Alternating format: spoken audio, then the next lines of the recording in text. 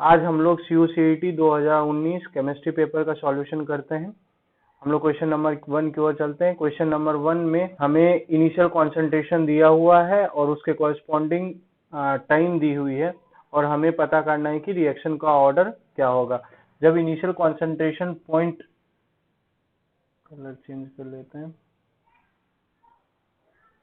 जब initial concentration 0.2 molarity से 0.1 molarity जा रहा है तो हमें टाइम जो लग रहा है वो 5 आवर्स लग रहा है। और जब 0.1 मोलरिटी 0.2 मोलरिटी से 0.05 मोलरिटी जा रहा है तो जो टाइम लग रहा है वो 10 आवर्स है। तो इससे हम बोल सकते हैं कि जब 0.2 मोलरिटी से 0.1 मोलरिटी गया था तो हमारा जो कॉन्सेंट्रेशन जो था वो हाफ हुआ होगा। तो कॉन्सेंट्रेशन हाफ हुआ है तो टाइम जो लगा उसको हम लोग क्या बोलेंगे, टी हाफ बोलेंगे। तो यहाँ पे टी हाफ कितना है, 5 आवर्स है। और अगर 0.2 मोलरिटी से 0.05 मोलरिटी जाने में 10 आवर्स लग रहा है और हमें पता है कि 0.2 मोलरिटी से 0.1 मोलरिटी में 5 आवर्स लग रहा है, तो 0.1 मोलरिटी से 0.05 मोलरिटी जाने में भी 5 आवर्स लगा होगा। और यहाँ पे आप देख सकते हैं कि इनिशियल कॉन्सेंट्रेशन हाफ हुआ है 0.1 से 0.05 जाने में, तो ये भी हमारा जो टाइम है वो कौन सा टाइम है, टी हाफ है।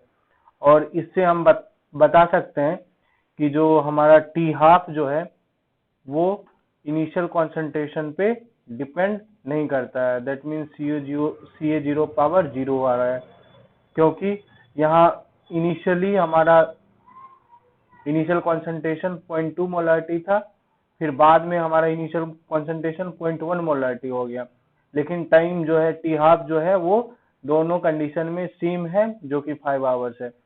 तो टी हाफ जो है CA0 पावर 0 है। दैट मीन्स टी हाफ जो है वो कांस्टेंट है। और टी हाफ जो है वो कांस्टेंट किस, टी हाफ जो है आपका कांस्टेंट है। और हमें पता है कि जो टी हाफ कांस्टेंट होता है वो n is equal to 1। That means order जब 1 आता है, ऑर्डर इज इक्वल टू 1 आता है, उस कंडीशन में रहता है। तो हमारा जो करेक्ट आंसर होगा वो फर्स्ट ऑर्डर होगा। इसको अगर अलग वे में देखें तो टी हाफ जो होता है हमें पता है कि directly proportional to CA0 power n minus 1 minus n होता है। और यहाँ पे टी हाफ जो है हमारा कितना दिया है इन्होंने, directly proportional to CA0 power 0। तो 1 माइनस n जो है किसके बराबर है, 0 के, तो n किसके बराबर हो जाएगा, 1। तो हमारा जो आंसर होगा वो फर्स्ट ऑर्डर सही होगा। देखते हैं ये सी सही है। क्वेश्चन नंबर 2 की ओर हम लोग मूव करते हैं। क्वेश्चन नंबर 2 जो है वो कॉन्सेंट्रेशन ऑफ वाटर मॉलिक्यूल पूछा है उन्होंने, प्योर वाटर का 298 केल्विन पे। और ये 4 हमारे पास ऑप्शन है, इनमें से कोई एक करेक्ट है। तो हम लोगों को जो दिया हुआ है उन्होंने टेम्परेचर दिया हुआ 298 केल्विन। हम लोग एज्यूम करते हैं कि जो है वॉल्यूम ऑफ वाटर जो है वो 1 लीटर है। तो हमें पता है कि डेंसिटी ऑफ वाटर जो होता है 1000 kg पर मीटर क्यूब होता है। अगर इससे मास ऑफ वाटर हम लोग निकालें, मास ऑफ वाटर होता है डेंसिटी इंटू वॉल्यूम। तो डेंसिटी हमें पता है 1000 है, केजी पर मीटर क्यूब में है। वॉल्यूम अगर 1 लीटर है तो वो 10⁻³ मीटर क्यूब हो जाएगा। तो यहाँ से जो है हमारा मास ऑफ वाटर जो है वो 1 kg आ जाएगा। तो जब हम लोग मोलरिटी निकालेंगे या कॉन्सेंट्रेशन निकालेंगे, यहाँ कॉन्सेंट्रेशन का मतलब मोलरिटी है, तो कॉन्सेंट्रेशन जो है वो मोलरिटी के इक्वल है। तो मोलरिटी जो होता है वो number of mole of solute होता है, number of mole of solute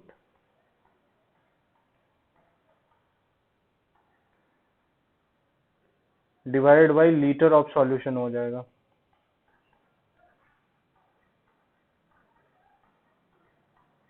और यहाँ पे number of mole of solute निकालने के लिए हमें मास ऑफ सॉल्यूट यूज करना पड़ेगा। मास ऑफ सॉल्यूट 1 kg है, 1 kg को हम लोग कितना लिख सकते हैं 1000 ग्राम डिवाइडेड बाय इसका मॉलिक्यूलर वेट हो जाएगा। तो इससे हमारा number of mole of solute पता चल जाएगा। ये number of mole of solute हुआ हमारा, और divided by litre of solution उन्होंने बोला है। तो हम लोगों ने एज्यूम किया था 1 लीटर है, तो यहाँ 1 लीटर हो जाएगा। ये आपका मोल में है। तो हमारा जो वैल्यू आएगा कॉन्सेंट्रेशन का, मोलरिटी का, वो 1000/18 आ जाएगा। तो 1000/18 जो है लगभग 55.55 के बराबर होगा। तो हमारा जो कॉन्सेंट्रेशन है वो 55.5 मोलरिटी, दैट मीन्स डी हमारा जो है करेक्ट आंसर होगा। हम लोग नेक्स्ट क्वेश्चन की ओर मूव करते हैं, जो कि क्वेश्चन नंबर 3 है। क्वेश्चन नंबर 3 में हीट ऑफ न्यूट्रलाइजेशन को रिएक्शन पूछा है। ये वाला जो रिएक्शन है वो स्ट्रॉन्ग एसिड और स्ट्रॉन्ग बेस का है। ये वाला जो है हमारा स्ट्रॉन्ग बेस है, ये वाला स्ट्रॉन्ग एसिड है। इन दोनों का रिएक्शन करके हमें सॉल्ट और वाटर मिल रहा है।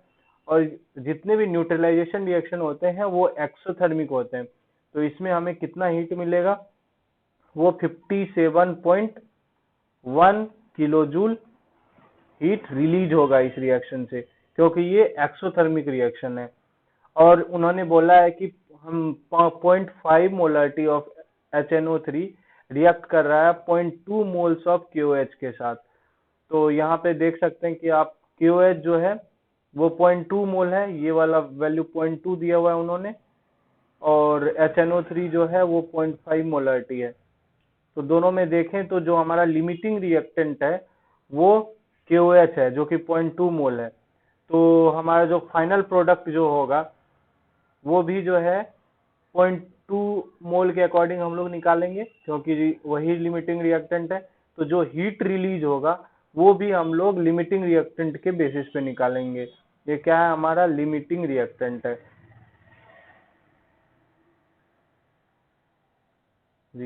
है, और अगर 0.2 मोल के अकॉर्डिंग निकालें तो जो हमारा डेल्टा एच जो होगा, हीट ऑफ न्यूट्रलाइजेशन जो होगा, डेल्टा HN जो होगा, वो कितना हो जाएगा 57.1 किलो जूल। ये एक्चुअली किलो जूल पर मोल होता है, एक मोल से हमें इतना मिलता है, तो किलो जूल पर मोल हो जाएगा। और मोल कितना दिया हुआ है हमें 0.2 मोलरिटी, 0.2 मोल दिया हुआ है उन्होंने। तो जो हमारा हीट ऑफ न्यूट्रलाइजेशन होगा वो कितना हो जाएगा, अगर इसको मल्टीप्लाई करें तो 11.42। तो इसको हम लोग अप्रोक्सीमेटली 11.4 लिख सकते हैं। ये कौन सा यूनिट में होगा, किलो जूल में होगा, और यहाँ पर भी किलो जूल आएगा। तो हमारा जो करेक्ट ऑप्शन होगा वो ऑप्शन सी होगा, जो कि आप हम लोग क्वेश्चन नंबर 4 की ओर मूव करते हैं। क्वेश्चन नंबर 4 में हमें इंथैल्पी चेंज ऑफ रिएक्शन पूछा गया है कि किन पे डिपेंड करता है, डिपेंड नहीं करता है। तो हमें ये डज नॉट डिपेंड पे कॉन्सेंट्रेट करना पड़ेगा, क्योंकि उन्होंने पूछा है किन पे डिपेंड नहीं करता है। और इंथैल्पी चेंज जो है इनको हम लोग डेल्टा एच से डिनोट करते हैं। और ये हमें पता है कि एक कौन सा फंक्शन है, स्टेट फंक्शन है। ये 4 ऑप्शन उन्होंने दिए हुए हैं, स्टेट फंक्शन है। तो डेल्टा एच जो है वो किस पे डिपेंड करेगा, इनिशियल स्टेट और फाइनल स्टेट पे। तो डेल्टा एच जो होगा, delta H final minus delta H initial होगा। तो हमारा जो ऑप्शंस है वो है डिफरेंट इंटरमीडिएट रिएक्शंस पे डिपेंड करता है कि नहीं।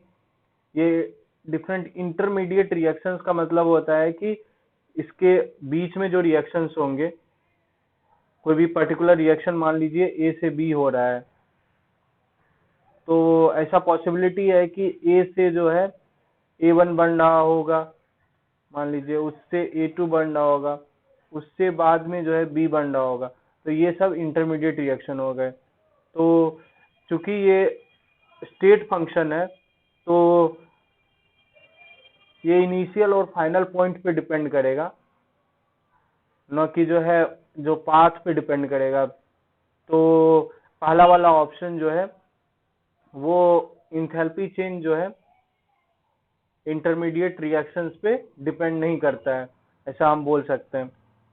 तो पहला ऑप्शन जो है हमारा वही करेक्ट ऑप्शन है, क्योंकि उन्होंने पूछा है कि इंथैल्पी चेंज किन पे डिपेंड नहीं करता है। तो हम लोग बोल सकते हैं कि जो इंथैल्पी चेंज जो है वो इंटरमीडिएट रिएक्शन पे डिपेंड नहीं करता है, क्योंकि ये स्टेट फंक्शन होता है, तो इनिशियल और फाइनल इंथैल्पी पे डिपेंड करेगा, बीच के इंथैल्पी से इनको कोई लेना देना नहीं होता है। तो इसके अलावा जो 3 ऑप्शन है उनको भी देख लेते हैं। जो इन्होंने अगला ऑप्शन बोला है कि नेचर ऑफ रिएक्टेंट और प्रोडक्ट पे डिपेंड करता है कि नहीं। नेचर ऑफ रिएक्टेंट ऑब्वियस है कि नेचर ऑफ रिएक्टेंट और प्रोडक्ट पे डिपेंड करेगा, क्योंकि ये डेल्टा एच जो होता है रिएक्शन का, अगर हम लोग कैलकुलेट करें तो वो enthalpy of product minus enthalpy of reactant होता है। तो इन पे इनके नेचर पे डिपेंड करेगा ही। और उसके बाद ये स्टेट ऑफ रिएक्टेंट और प्रोडक्ट पे डिपेंड करेगा कि नहीं, ये भी पूछा है। स्टेट पे डिपेंड करेगा, ऑब्वियस है। स्टेट जो होता है या तो सॉलिड होगा या लिक्विड होगा कि ये या गैस होगा। अगर वाटर वेपर की बात करें और वाटर लिक्विड स्टेट में जो है उनकी बात करें, तो इन दोनों का अगर हम लोग इंथैल्पी कैलकुलेट करें तो वो डिफरेंट डिफरेंट आएगा। तो इससे हम बोल सकते हैं कि जो है स्टेट ऑफ रिएक्टेंट पे डिपेंड करेगा, क्योंकि स्टेट चेंज जो होता है वो आपको हीट देने के बाद होता है कांस्टेंट प्रेशर और टेम्परेचर पे। तो इसी कारण जो है इंथैल्पी जो है स्टेट चेंज पे डिपेंड करेगा। उसके बाद इनिशियल और फाइनल इंथैल्पी पे चेंज पे डिपेंड करेगा, हाँ ऑब्वियस है, क्योंकि जो है स्टेट फंक्शन है, तो जो है इनिशियल और फाइनल इंथैल्पी चेंज पे डिपेंड करेगा। यहाँ देख सकते हैं आपकी delta H final minus delta H initial होता है डेल्टा एच। तो हम लोग नेक्स्ट क्वेश्चन की ओर मूव करते हैं। तो इसका करेक्ट आंसर क्या होगा? Option A. तो हम लोग क्वेश्चन 5 की ओर मूव करते हैं। क्वेश्चन 5 में जो है पूछा है कि इवेपोरेशन ऑफ वाटर जो होता है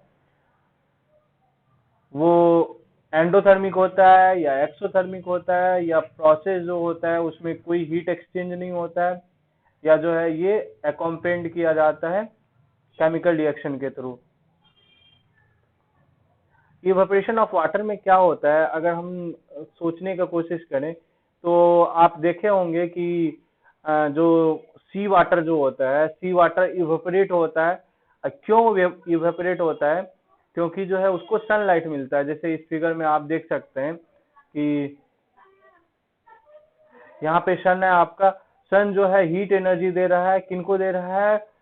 सी वाटर को। और सी वाटर जो है वार्म होता है, वार्म होगा तो इससे क्या होगा, वो इवेपोरेट करेगा, इवेपोरेट करेगा और जो है राइज होगा, और ये वेपर जो है फिर ऊपर जाएगा, ऊपर जा करके फिर कंडेंस होगा, तो उससे जो है बारिश होती है।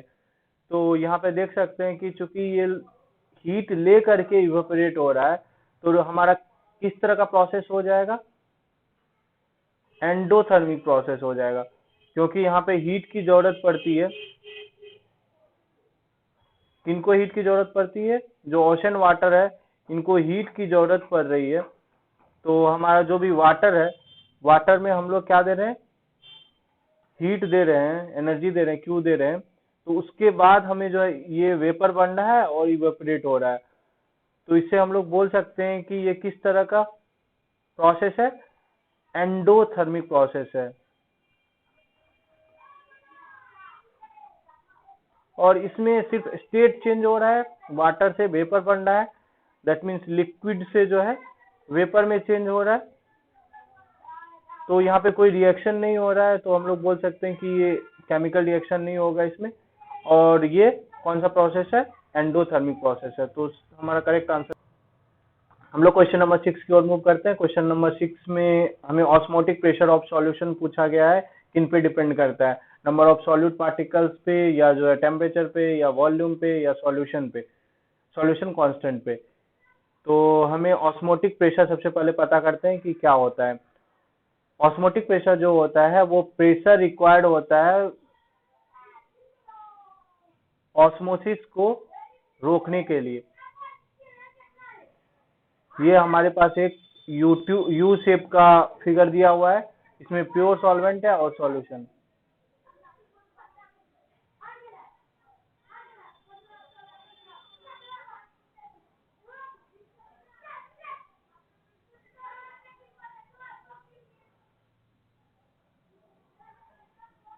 प्योर सॉल्वेंट जो है उसका जो मोल फ्रैक्शन है वो कितना हो जाएगा, 1 हो जाएगा। और जो सॉल्यूशन है इसमें कुछ पार्ट सॉल्यूट का भी होगा, तो इसका मोल फ्रैक्शन लेस देन 1 होगा। ये सॉल्यूट का, सॉल्वेंट का मोल फ्रैक्शन है, ये भी सॉल्वेंट है। तो हम लोग ऐसा बोल सकते हैं कि सॉल्वेंट का जो है कॉन्सेंट्रेशन प्योर सॉल्वेंट में ज्यादा होगा सॉल्यूशन से। तो सॉल्वेंट हमारा मूव करेगा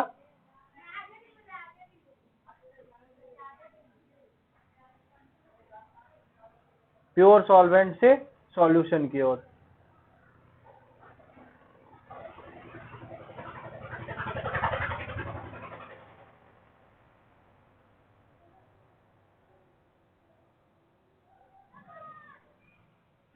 ये जो दिया हुआ है ये पार्ट जो है ये सेमी परमिएबल मेम्ब्रेन है। ये सिर्फ सॉल्वेंट को जाने देता है, सॉल्यूट को नहीं जाने देता है। तो सिर्फ हमारा सॉल्वेंट जो है हाई कॉन्सेंट्रेशन से लो कॉन्सेंट्रेशन की ओर मूव करेगा। और ऑस्मोटिक प्रेशर यहीं पे रोल प्ले करता है। तो ये जो प्रेशर जो है जो लगाएगा सॉल्वेंट इस डायरेक्शन से इस डायरेक्शन में मूव करने के लिए, उसको रोकने के लिए हम लोग जितना प्रेशर लगाएंगे, एक्सटर्नल प्रेशर यहाँ लगाएंगे, उसी को हम लोग क्या बोलते हैं, ऑस्मोटिक प्रेशर। तो चूंकि यहाँ पे सॉल्यूशन जो है ये प्योर सॉल्वेंट जो है सॉल्यूशन की तरफ जाना चाहेगा हायर कॉन्सेंट्रेशन से लोअर कॉन्सेंट्रेशन की ओर। तो हम लोग चाहते हैं कि जो हमारा प्योर सॉल्वेंट जो है वो सॉल्यूशन की तरफ न जा करके सॉल्यूशन जो है वो प्योर सॉल्वेंट की तरफ जाए, सॉल्यूशन में से सॉल्यूट जो है वो प्योर सॉल्वेंट की तरफ जाए। तो इसके लिए हम लोग यहाँ एक्सटर्नल प्रेशर लगाते हैं, और वह प्रेशर जिस प्रेशर पे सॉल्वेंट का सॉल्यूशन की ओर जाना रुक जाता है, वही पर्टिकुलर प्रेशर ऑस्मोटिक प्रेशर कहलाता है। तो applied pressure needed to prevent volume increase जो होगा, यहाँ पे आप देख रहे हैं इधर हम लोग जब प्रेशर लगाएं तो ये जो हमारा वॉल्यूम इंक्रीमेंट जो है, इसका वॉल्यूम डिक्रीज हो रहा था, इसका वॉल्यूम इंक्रीज हो रहा था। तो ये जो है वॉल्यूम इंक्रीमेंट इसका वो कम हो गया या बराबर हो गया दोनों। तो इसमें जो है जितना हमारा सॉल्यूशन से सॉल्वेंट से सॉल्यूशन की ओर जा रहा है उतना ही सॉल्यूशन से सॉल्वेंट की ओर जा रहा है। तो यहाँ इक्विलिब्रियम में है, सिस्टम जो है इक्विलिब्रियम में। तो इस प्रेशर को हम लोग क्या बोलेंगे, ऑस्मोटिक प्रेशर। इसको पाई से डिनोट किया जाता है, और पाई का जो वैल्यू जो होता है वो CRT होता है। ये कैसे आता है हम लोग देखते हैं। हम लोग को पता है कि आइडियल गैस लॉ क्या होता है, PV = nRT। और इससे हम लोग इसमें अगर हम लोग इसको नंबर ऑफ मोल से डिवाइड कर दें,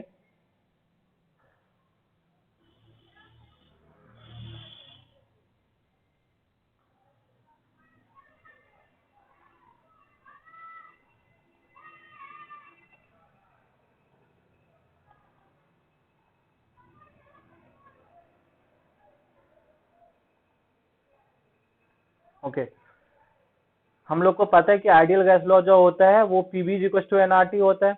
अगर इस वॉल्यूम को लेफ्ट हैंड साइड से राइट हैंड साइड ले जाए तो P क्या हो जाएगा, N/V/RT। तो यहाँ से ये N/V को क्या बोल सकते हैं हम लोग, C, और RT हो जाएगा। P को हम लोग अगर ऑस्मोटिक प्रेशर आता है तो पाई से डिनोट करते हैं, तो पाई इज इक्वल टू क्या हो गया, CRT। तो यहाँ से हम डायरेक्ट देख सकते हैं पाई जो है डायरेक्टली प्रोपोर्शनल टू क्या है, टेम्परेचर है। तो अगर हम लोग टेम्परेचर को इंक्रीज करेंगे तो पाई जो है हमारा इंक्रीज करेगा। सो जो करेक्ट ऑप्शन है वो बी है। क्वेश्चन नंबर 7 में हमें पूछा गया है कि कैटलिस्ट का रिएक्शन पे क्या इफेक्ट पड़ता है। उन्होंने 4 ऑप्शन दिए हुए हैं। इक्विलिब्रियम कांस्टेंट के इक्विलिब्रियम पे क्या इफेक्ट पड़ता है कैटलिस्ट का, रेट कांस्टेंट स्मॉल के पे क्या इफेक्ट पड़ता है, एंट्रोपी डेल्टा एस पे क्या इफेक्ट पड़ता है, और नेचर ऑफ प्रोडक्ट पे क्या इफेक्ट पड़ता है। तो के इक्विलिब्रियम जो है वो थर्मोडायनेमिक क्वांटिटी है, तो ये जो है कैटलिस्ट पे डिपेंड नहीं करता है, not a function of catalyst बोल सकते हैं हम इनको, क्योंकि ये थर्मोडायनेमिक्स पे डिपेंड करता है। और के स्मॉल के जो है ये हमारा रेट कांस्टेंट है, और रेट जो होता है वो हम लोग बढ़ा सकते हैं या घटा सकते हैं। तो ये वाला जो है काइनेटिक प्रॉपर्टी है, दैट मीन्स ये काइनेटिक्स ऑफ रिएक्शन है। तो काइनेटिक्स जो है वो फंक्शन ऑफ कैटलिस्ट होता है।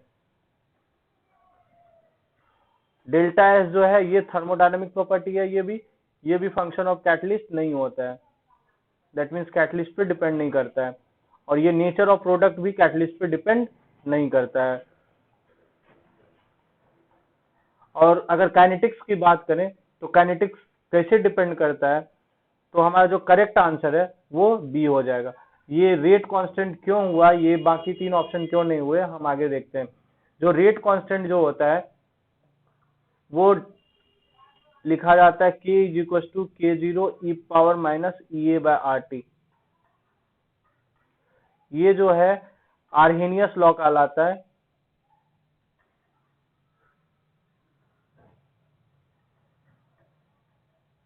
आर्हेनियस लॉ कहलाता है।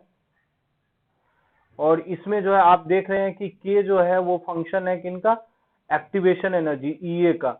EA जो है हमारा क्या है, एक्टिवेशन एनर्जी है।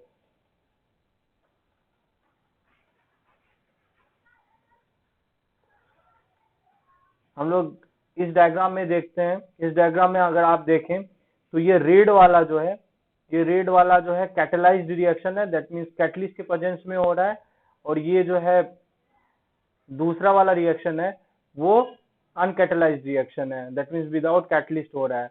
तो इसमें आप देख रहे हैं कि एक्टिवेशन एनर्जी जो है वो लो है।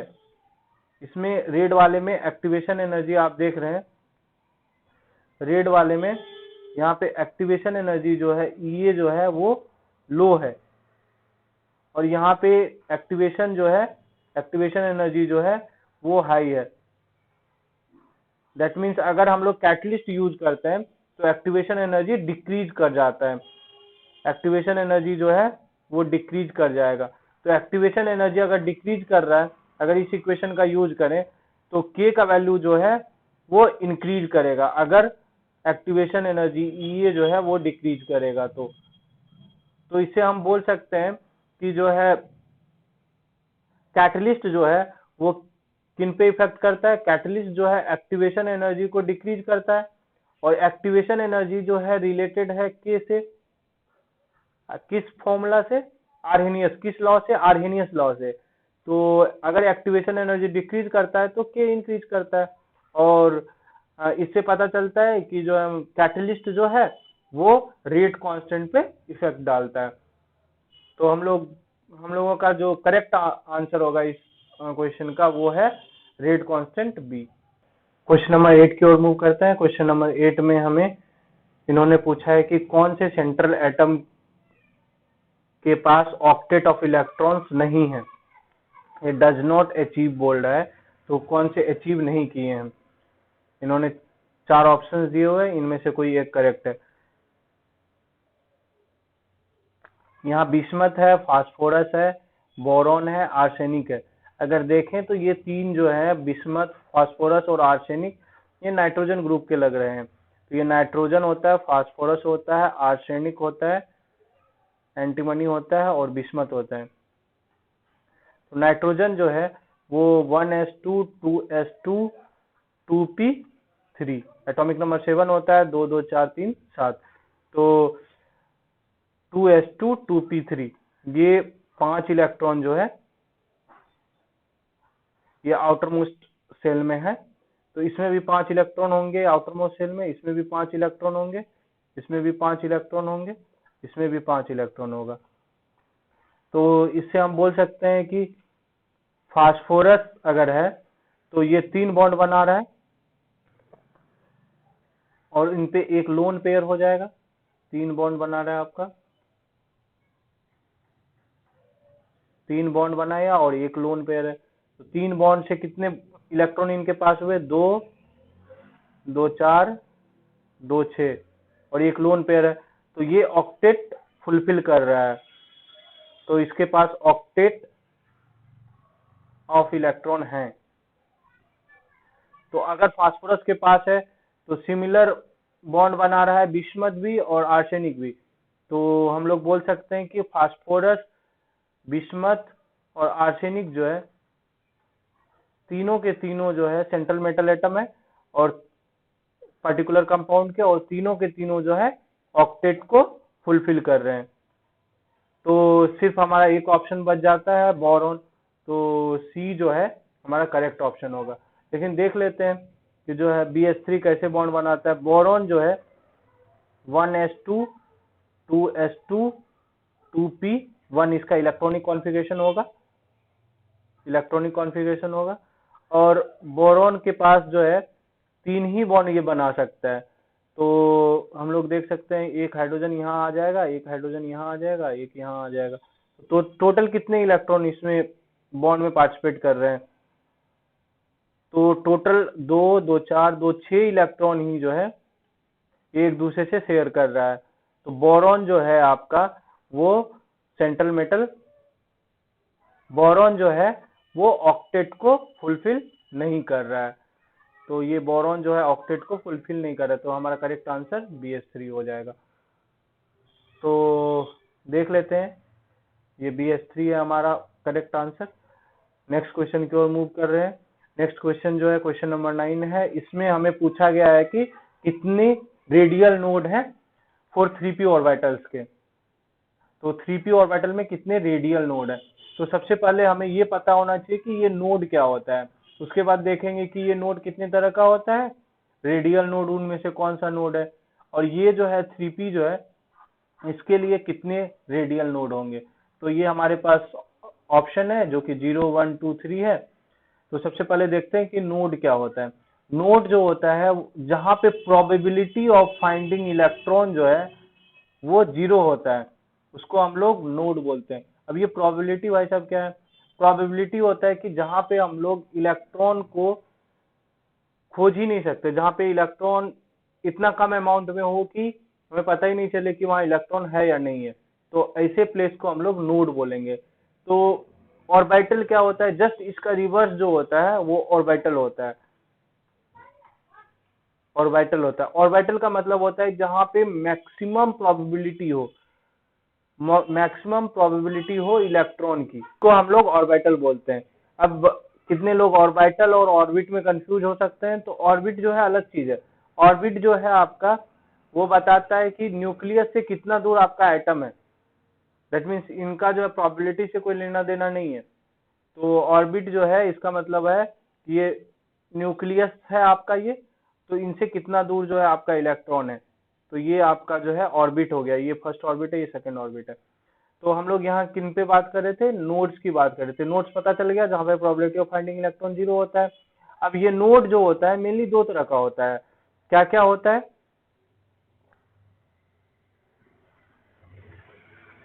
एक तो ये जो इन्होंने पूछा है रेडियल नोड हो सकता है, दूसरा कौन सा नोड हो सकता है? प्लेनर नोड हो सकता है।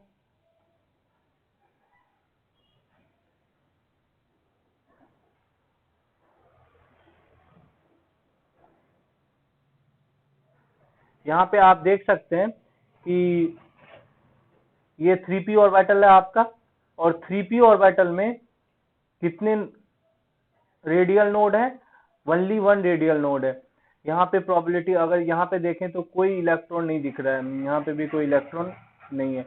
जो शेडेड रीजन है वो हमारा ऑर्बिटल है, और ऑर्बिटल में ये जो है आप देख रहे हैं ये वाले पोर्शन में मैक्सिमम प्रोबेबिलिटी है इलेक्ट्रॉन के मिलने की, मैक्सिमम प्रोबेबिलिटी है इलेक्ट्रॉन की। तो ये वाला हमारा ऑर्बिटल है, और ये जो है जहाँ पे इलेक्ट्रॉन नहीं मिल रहा है तो उसको नोड बोल रहे हैं। और चूंकि ये जो है स्फेरिकल बन रहा है तो इसी कारण जो है स्फेयर में क्या होता है, रेडियस होता है, तो इसी कारण हम इनको रेडियल नोड बोलते हैं या स्फेरिकल नोड बोलते हैं।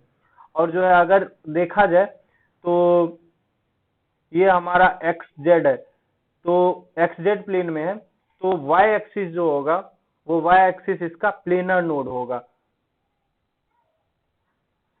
ये जो है प्लेनर नोड होगा।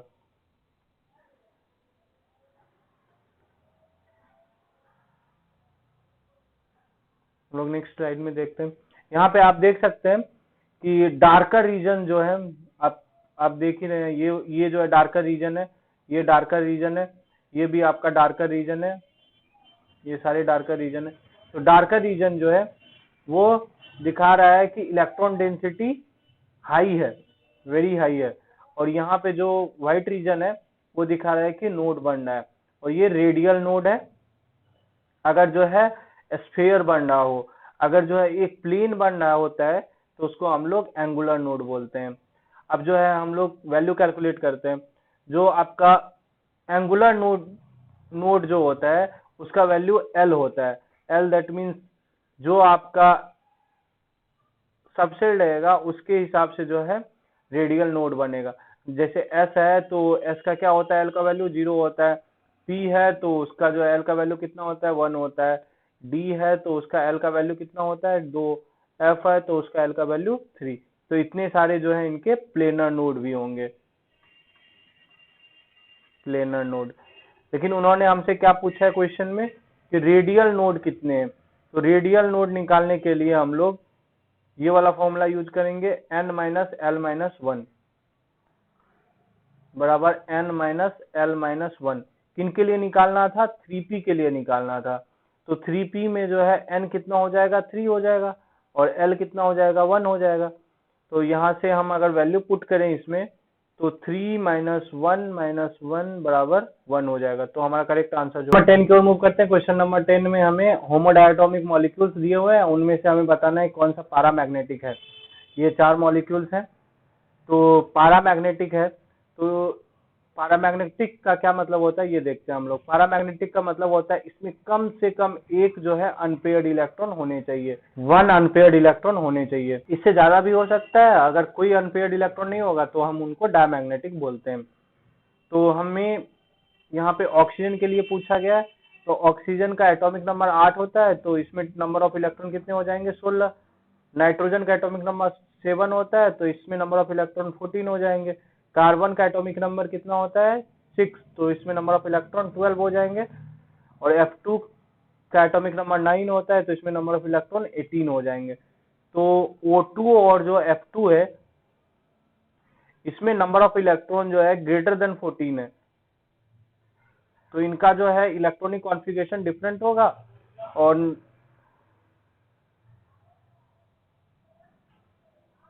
और N2 और C2 जो है,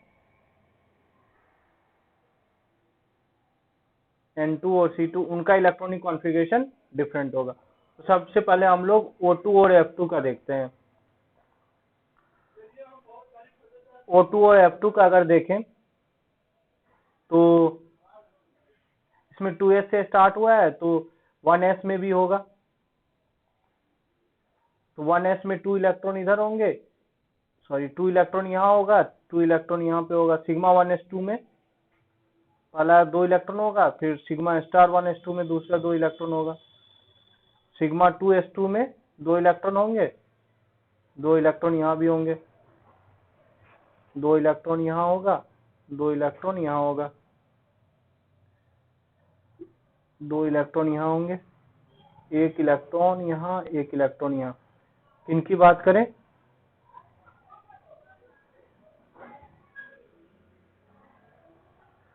अगर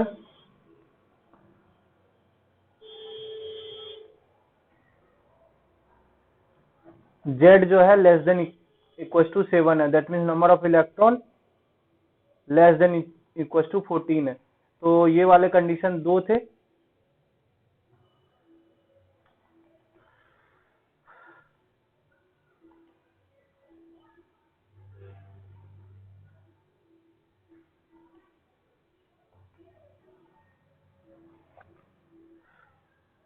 ओके, अब हमें इलेक्ट्रॉनिक कॉन्फ़िगरेशन लिखना है। अगर नंबर ऑफ इलेक्ट्रॉन जो है आपके पास लेस देन 14 है, लेस देन इक्वल टू 14 है, तो इलेक्ट्रॉनिक कॉन्फ़िगरेशन जो आपका होगा वो sigma 1s2, sigma star 1s2, sigma 2s2, sigma star 2s2, पाई 2px2, 2py2, सिग्मा 2pz2। तो यहाँ पे अगर इलेक्ट्रॉन देखें 2, 2, 4, 2, 6, 2, 8, 2, 10, 2, 12, 2, 14, तो अगर हम लोगों के पास दो ऐसे मॉलिक्यूल थे जिनमें number of electron less than equal to 14 था, जो कि C2 और N2 है। अगर N2 की बात करें तो 14 इलेक्ट्रॉन थे।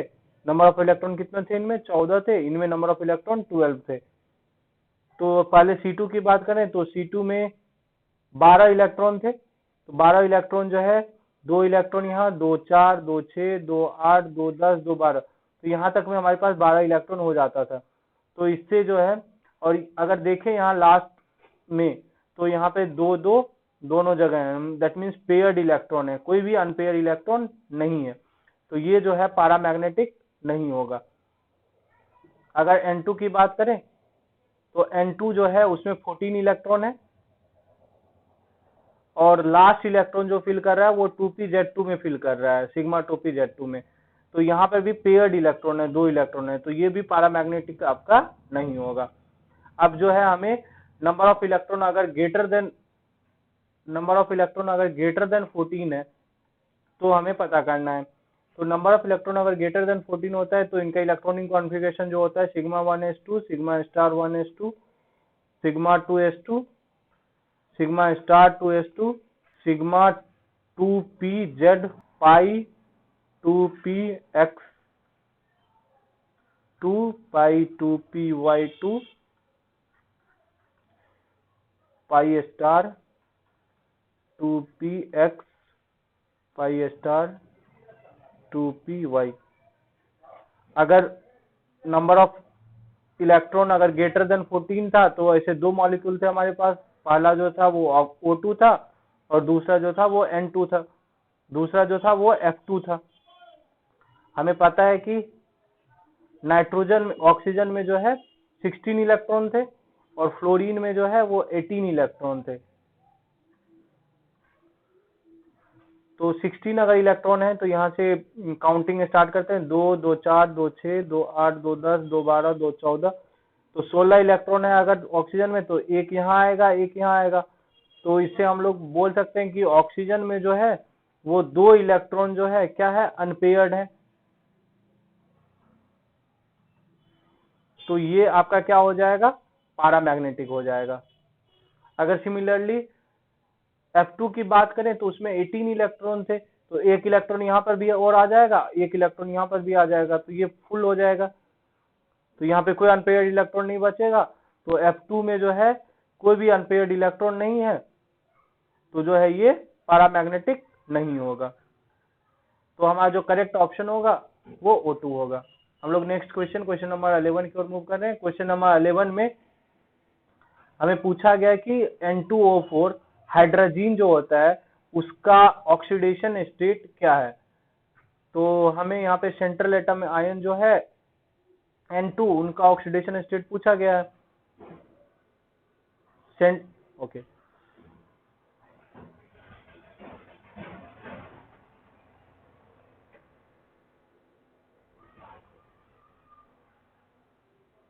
हम लोग क्वेश्चन नंबर 11 की ओर मूव करते हैं। क्वेश्चन नंबर 11 में ऑक्सीडेशन स्टेट ऑफ नाइट्रोजन पूछा गया है हाइड्रोजन में। तो हाइड्रोजन जो है उसका फॉर्मूला है N2H4।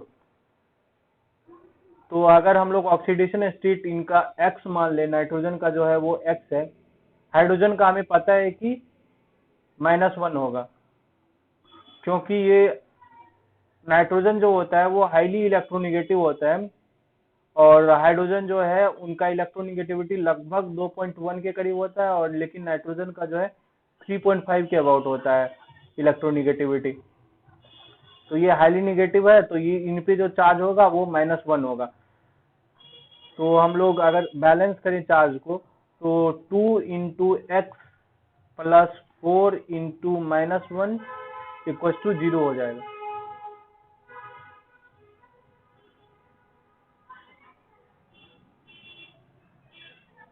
तो यहाँ से 2x - 4 = 0 आएगा। तो x = कितना आ जाएगा, 4/2 बराबर।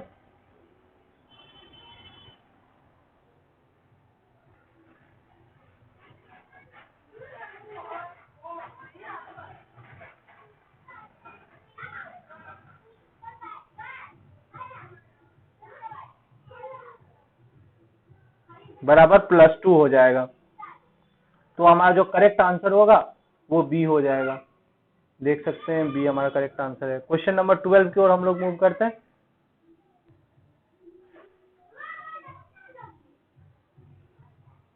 क्वेश्चन नंबर 12 में हमसे पूछा गया है, ओके, क्वेश्चन नंबर 12 की ओर मूव करते हैं। क्वेश्चन नंबर 12 में हमसे पूछा गया है कि H2O2 के बारे में कौन सा स्टेटमेंट इनकरेक्ट है। ये इंपॉर्टेंट है, इन्होंने पूछा है कौन सा स्टेटमेंट करेक्ट नहीं है। ठीक है, तो हम लोग देखते हैं, 4 ऑप्शन उन्होंने दिए हैं। ये उन्होंने पहला ऑप्शन जो दिया है वो बोल रहा है, पहला ऑप्शन उन्होंने दिया है जो वो पहला ऑप्शन में उन्होंने बोला है कि ये पेल ब्लू लिक्विड होता है। पेल का मतलब होता है कि वेरी लाइट।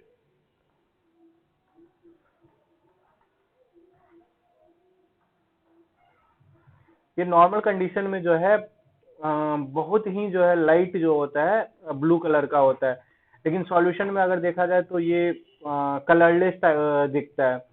तो ये बोल सकते हैं कि हम लोग ये वेरी लाइट ब्लू होता है, तो ये हमारा ऑप्शन जो है ये करेक्ट ऑप्शन है। दैट मीन्स ये H2O2 का प्रॉपर्टी है, वन ऑफ द प्रॉपर्टी है। ये करेक्ट ऑप्शन नहीं है हमारा, क्योंकि उन्होंने इनकरेक्ट पूछा है। तो ये जो है मतलब वन ऑफ द प्रॉपर्टी है H2O2 का। दूसरा देखते हैं हम लोग, तो हम यहाँ देख सकते हैं वेरी लाइट ब्लू कलर का होता है, कलरलेस सॉल्यूशन में होता है। और अगर इनका जो है स्ट्रक्चर देखें, मॉलिक्यूलर स्ट्रक्चर देखें, तो उसमें आप देख सकते हैं कि यहाँ ऑक्सीजन जो है ऑक्सीजन से जुड़ा हुआ है, फिर हाइड्रोजन से 105 डिग्री पे जुड़ा हुआ है।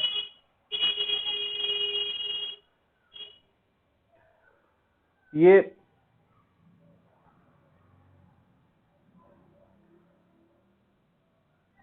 सेकंड ऑप्शन जो उन्होंने बोला है कि contain oxygen oxygen single bond, यहाँ आप देख रहे हैं सेकंड ऑप्शन जो उन्होंने बोला है वो बोला है कि ऑक्सीजन ऑक्सीजन सिंगल बॉन्ड है। हाँ, यहाँ पे ऑक्सीजन ऑक्सीजन सिंगल बॉन्ड है, आप देख सकते हैं यहाँ पे ऑक्सीजन ऑक्सीजन सिंगल बॉन्ड है। तो दूसरा ऑप्शन भी हमारा करेक्ट हो गया। और तीसरा ऑप्शन अगर देखें तो ये लोग बोल रहे हैं कि जो है प्लेनर मॉलिक्यूल है। अगर यहाँ पे आप देखें तो ये ऑक्सीजन के साथ 105 डिग्री का एंगल बना रहा है। एक हाइड्रोजन और एक ऑक्सीजन जो है 105 डिग्री का एंगल बना रहा है। यहाँ पे भी 105 डिग्री का एंगल बना रहा है। तो हम लोग बोल सकते हैं कि ये प्लेनर नहीं है, बल्कि क्या है, बेंट स्ट्रक्चर है। तो ये वाला ऑप्शन हमारा गलत हो जाएगा, ये इनका प्रॉपर्टी नहीं है। अगर ऑक्सीडाइजिंग एजेंट की तरफ वर्क करें, powerful oxidising agent fourth option में बोला है उन्होंने, तो हमें पता है कि जो हाइड्रोजन पेरोक्साइड जो होता है वो वेरी स्ट्रॉन्ग ऑक्सीडाइजिंग एजेंट होता है, क्योंकि इसका देख सकते हैं कि आप E0 जो है वो 1.77 वोल्ट के करीब है और पॉजिटिव में है। तो H2O2 जो है जब एसिडिक मीडियम रहता है तो वाटर लिक्विड बनाता है, और वाटर पता है आप लोगों को कि बहुत ज्यादा स्टेबल होता है, तो इसी कारण जो है ये ये बहुत ही स्ट्रॉन्ग ऑक्सीडाइजिंग एजेंट है। और ये रिड्यूसिंग एजेंट भी है, जब एक्वस फेज में रहता है तो ये एज ए एम्फोटेरिक काम करता है। दैट मीन्स सॉरी, ये as a oxidising agent as well as reducing agent काम करता है, लेकिन ऑक्सीडाइजिंग एजेंट जो है ये स्ट्रॉन्ग ऑक्सीडाइजिंग एजेंट होता है। अगर हम लोग इनके ऑप्शंस पे देखें तो ये भी हमारा करेक्ट हो गया। तो ये वाला ऑप्शन जो है ऑप्शन सी जो कि इनकरेक्ट है वो हमारा आंसर होगा, क्योंकि इन्होंने इनकरेक्ट ऑप्शन पूछा है कौन सा है। तो हमारा जो सही ऑप्शन है वो सी है, प्लेनर मॉलिक्यूल। हम लोग नेक्स्ट क्वेश्चन क्वेश्चन नंबर 13 की ओर बढ़ते हैं। क्वेश्चन नंबर 13 में पूछा गया है कि conjugate acid of HSO4 minus क्या है। अब हमें सबसे पहले ये समझना पड़ेगा ये कंजुगेट एसिड और कंजुगेट बेस, इसका मतलब क्या होता है। आप यहाँ देख सकते हैं कि हमारे पास ये एक बेस है OH माइनस है और ये एक एसिड है NH4 प्लस है, NH4 प्लस है। तो अगर इन दोनों का रिएक्शन करवाया जाता है तो हमें क्या मिलता है, कंजुगेट एसिड मिलता है और कंजुगेट बेस मिलता है। यहाँ से आप देख सकते हैं कि जो OH माइनस में जब हम लोग H प्लस देते हैं तब जो है हमें क्या मिलता है, कंजुगेट एसिड मिलता है। तो बेस में अगर बेस प्लस H प्लस दिया जाए तो हमें क्या मिलेगा, कंजुगेट एसिड मिलेगा।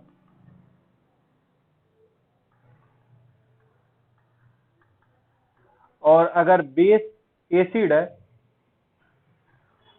है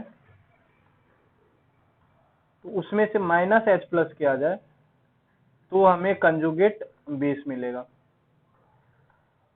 ये नेक्स्ट स्लाइड, यहाँ पे आप देख सकते हैं कि अगर H2SO4 हमारा है वो एसिड है हमारा, तो उसको वो वाटर से रिएक्ट करवाया जा रहा है तो H3O प्लस बन रहा है और HSO4 माइनस बन रहा है। तो जो HSO4 माइनस जो है हमारा कंजुगेट बेस है। तो अगर बेस से हमें एसिड बनाना है तो इसमें क्या करना पड़ेगा, H प्लस ऐड करना पड़ेगा। तो HSO4 में अगर H प्लस ऐड करेंगे तो क्या बनेगा, हमारा H2SO4 बनेगा। तो हमारा जो आंसर होगा वो क्या हो जाएगा, बी, H2SO4। तो HSO4 माइनस का कंजुगेट बेस क्या होगा, H2SO, सॉरी, तो H2SO4 HSO माइनस 4 का जो है HSO4 माइनस का जो है कंजुगेट एसिड जो है वो H2SO4 होगा। सो हमारा करेक्ट आंसर बी है।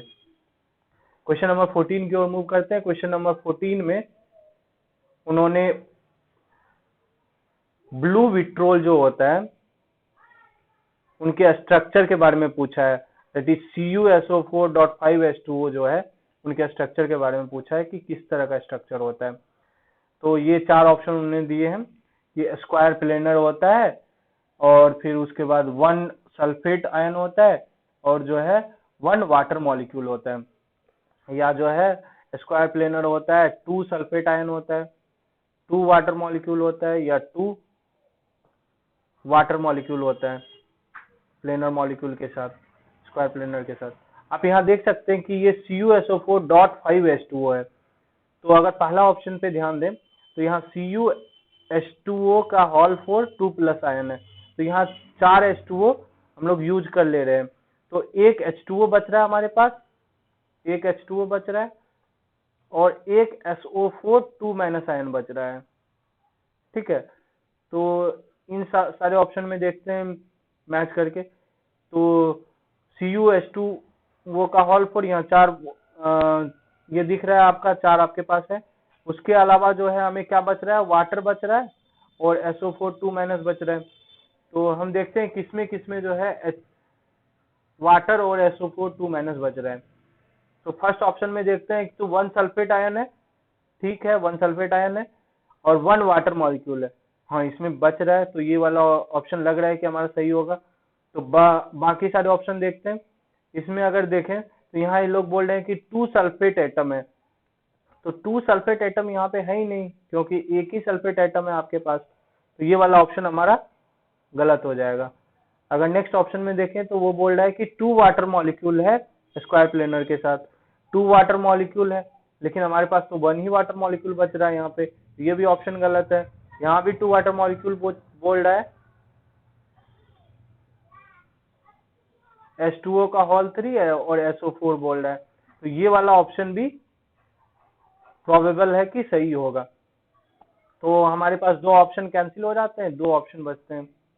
तो नेक्स्ट हम लोग स्ट्रक्चर अगर देखें इनका कैसा होता है, यहाँ से आप देख सकते हैं कि Cu जो है उससे कितने वाटर जुड़े हुए हैं, 1 वाटर मॉलिक्यूल जुड़ा हुआ है, ये दूसरा वाटर मॉलिक्यूल है, ये तीसरा वाटर मॉलिक्यूल है, 1 2 3 और ये चौथा है।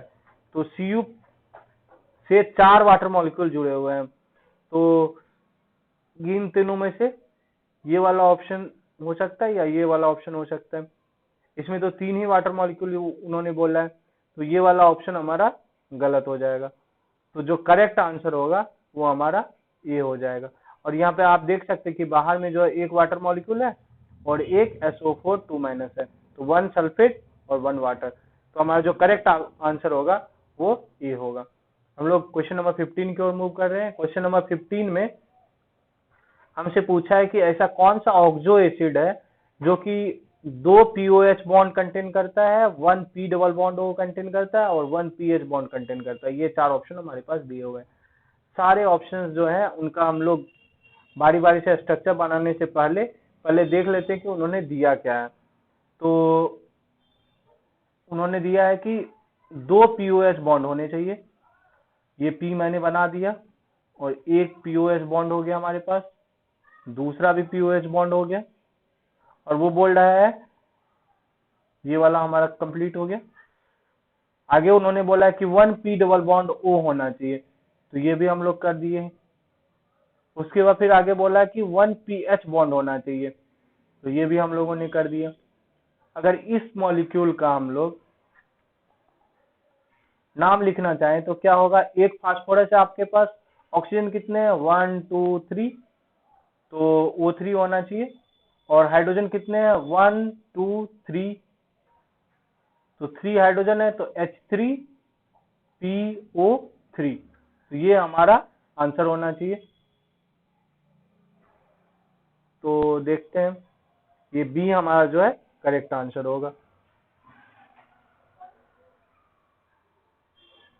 हम लोग को पता चल गया कि बी हमारा करेक्ट आंसर है, लेकिन फिर भी हम लोग जानने के लिए इन तीनों का स्ट्रक्चर बनाने का कोशिश करते हैं।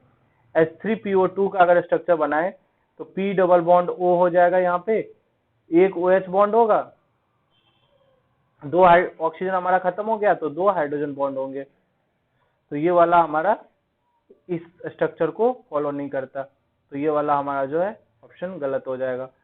H3PO4 का बात करें तो यहाँ पे फास्फोरस है, डबल बॉन्ड ऑक्सीजन है, यहाँ 3 OH बॉन्ड हो जाएंगे।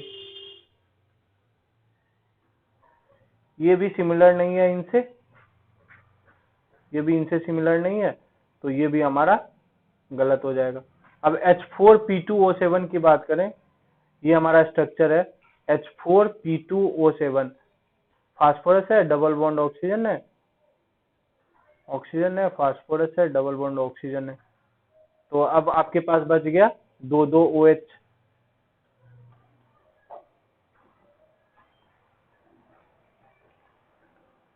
तो ये हमारा जो है पर्टिकुलर स्ट्रक्चर है, लेकिन जो क्वेश्चन में दिया हुआ है वो ये कुछ था, तो ये दोनों मैच नहीं कर रहा है, ये दोनों इक्वल नहीं है, तो जो हम लोग बोल सकते हैं कि जो हमारा आंसर जो है वो बी ही है, बी करेक्ट आंसर है। और यहाँ ध्यान दे सकते हैं हम लोग कि जब भी कोई भी फास्फोरस का कंपाउंड होता है ना, तो हम लोगों को हमेशा जो है एक डबल बॉन्ड ऑक्सीजन हमेशा होता है जब भी स्ट्रक्चर बनाए आप लोग। उसके बाद आप देख सकते हैं कि कितने ऑक्सीजन है, उसके हिसाब से आप जो है हाइड्रोजन और ऑक्सीजन को एडजस्ट कर सकते हैं, लेकिन ये डबल बॉन्ड ऑक्सीजन ऑलवेज होगा। तो हम लोग क्वेश्चन नंबर 16 की ओर मूव करते हैं। क्वेश्चन नंबर 16 में पूछा है कि जो है हाइड्रोजन आयन सॉल्यूशन है उनका पीएच जो है इनिशियली 3 था, उसके बाद जो है पीएच हम लोग 6 कर दिए, तो जो है हाइड्रोजन आयन जो है कितना गुना जो है बढ़ेगा। तो पीएच का हम लोग को फॉर्मूला पता है, पीएच जो होता है वो होता है -log 10 कॉन्सेंट्रेशन ऑफ H+। तो यहां से अगर हम लोग H+ का फॉर्मूला निकालें तो H+ इक्वल टू हो जाएगा 10 पावर माइनस पीएच। तो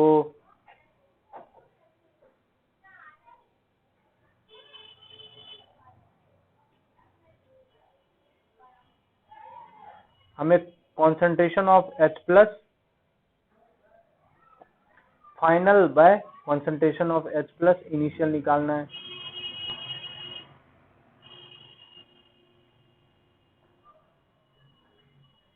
How many times more hydrogen ions in the solution with pH of 3 than हमें H+ at 3 pH divided by H+ at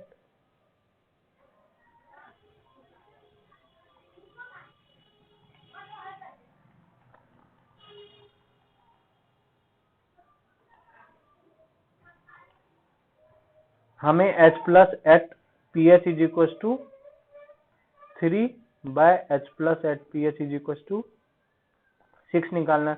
अगर pH 3 होगा तो यहाँ 10 पावर -3 हो जाएगा, H+ का कॉन्सेंट्रेशन यहाँ 10 पावर -6 हो जाएगा, तो यहाँ से 10 पावर 3 हमारा आंसर हो जाएगा, बराबर कितना हो जाएगा 1000। तो हमारा जो करेक्ट आंसर है वो क्या है, ये है। क्वेश्चन नंबर 17 की ओर हम लोग मूव करेंगे।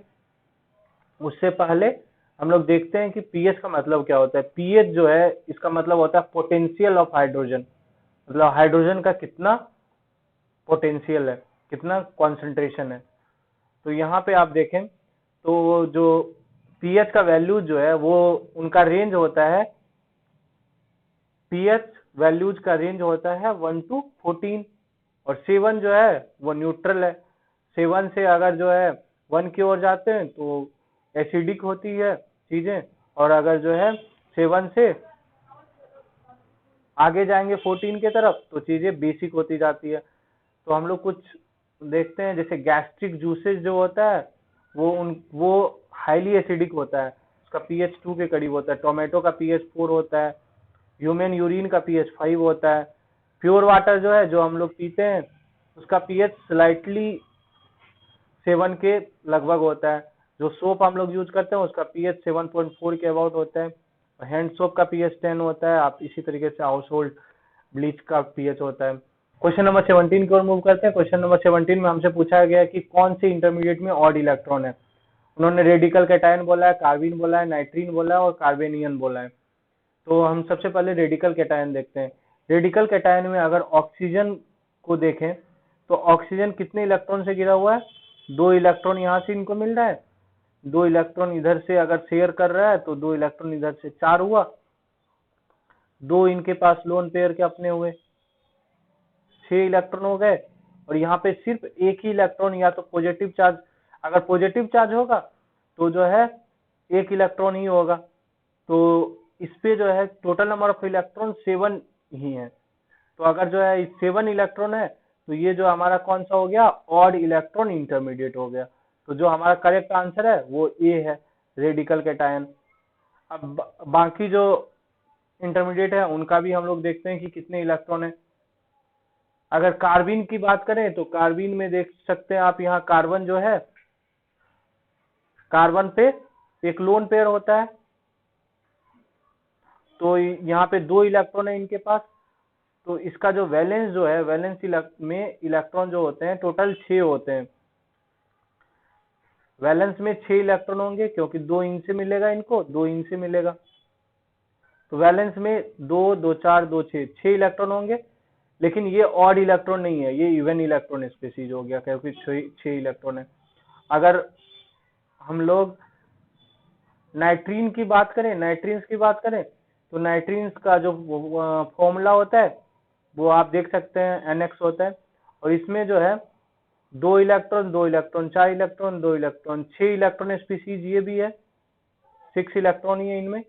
तो 6 इलेक्ट्रॉन है, तो ये भी हमारा क्या हो जाएगा, even even number of electrons है इसमें भी। और लास्ट देखते हैं कार्बन आयन। कार्बन आयन का जो फॉर्मूला होता है वो आप देख रहे हैं यहाँ पे, carbon single bond hydrogen, single bond hydrogen, single bond hydrogen, यहाँ पे लोन पेयर हो जाता है और माइनस चार्ज हो जाता है। तो यहाँ पे आप देख रहे हैं कि ये ऑक्टेट फुलफिल कर रहा है, 2 इलेक्ट्रॉन इन से, 2 इलेक्ट्रॉन इन से 4, 2 6, 2 8, तो 8 इलेक्ट्रॉन है, तो इवन इलेक्ट्रॉन स्पीसीज है ये भी। तो हमारा जो करेक्ट ऑप्शन होगा वो रेडिकल कैटायन होगा। क्वेश्चन नंबर 18 की ओर मूव करते हैं। क्वेश्चन नंबर 18 में हमें पूछा गया है कि जो कैनिजारो रिएक्शन होता है, कैनिजारो जो रिएक्शन होता है उसका प्रोडक्ट क्या होता है, अल्कोहल और alkaline salt of carboxylic acid होता है, या अल्कोहल और कीटोन होता है, कीटोन एंड एल्डिहाइड होता है, या अल्कोहल या एस्टर होता है। तो हम लोग देखते हैं कैनिजारो रिएक्शन क्या होता है। कैनिजारो रिएक्शन जो होता है ये ऑक्सीडेशन रिडक्शन रिएक्शन है, दैट मीन्स ये जो है रेडॉक्स रिएक्शन है। तो रेडॉक्स रिएक्शन में 2 एल्डिहाइड जो है रिएक्ट करता है बेसिक मीडियम के प्रेजेंस में, उसमें से एक एल्डिहाइड जो है रिड्यूस होता है, रिड्यूस होकर के क्या बनाता है, अल्फा, रिड्यूस होने के बाद अल्फा अल्कोहल बनाता है, अल्कोहल बनाता है। और दूसरा जो है आपका एल्डिहाइड ऑक्सीडाइज होकर के क्या बनाएगा, कार्बोक्सिलिक एसिड बनाता है, सिलिक एसिड बनाता है। तो आप यहाँ देख सकते हैं कि जो है हमारा कौन सा ऑप्शन सही है, अल्कोहल एंड कीटोन ये गलत है, कीटोन एंड एल्डिहाइड गलत है, अल्कोहल एंड एस्टर ये भी गलत है। तो हमारा जो ए ऑप्शन है alcohol and alkaline salt of carboxylic acid ये सही है। तो हमारा जो करेक्ट आंसर होगा वो ये होगा। क्वेश्चन नंबर 19 की ओर मूव करते हैं। क्वेश्चन 19 में हमसे पूछा गया है कि इनमें से कौन एरोमेटिक नहीं है, ये इंपॉर्टेंट है, उन्होंने पूछा है कि नॉट, और हमें पता है कि एरोमेटिक है या नहीं है, इसके लिए हमें पता होना चाहिए कि ये सारे कंडीशन सेटिस्फाई हो। कोई भी कंपाउंड एरोमेटिक तभी होता है जब वो प्लेनर, उनका स्ट्रक्चर जो है क्या हो, प्लेनर स्ट्रक्चर हो। उसके बाद जो है क्या हो, पाई इलेक्ट्रॉन जो होता है उसमें, पाई इलेक्ट्रॉन उनमें जो भी हो वो कंप्लीटली डीलोकलाइज्ड हो इन द रिंग। और तीसरा जो है वो है हक्कल्स रूल, उनको फॉलो करता हो, दैट मीन्स उसमें नंबर ऑफ इलेक्ट्रॉन जो है वो 4n+2 हो। ये कौन से electron, number of pi electrons जो है, नंबर ऑफ पाई इलेक्ट्रॉन्स जो है 4n+2 हो, ये हक्कल्स रूल है, आप देख सकते हैं।